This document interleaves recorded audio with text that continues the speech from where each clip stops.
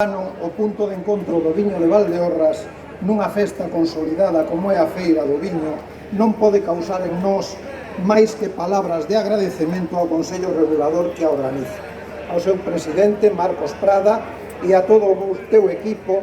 Quero brindarvos un agradecemento especial por unha organización de 10 que este ano ven repleta de novidades que responden a unha aposta firme por mellorar e seguir medrando.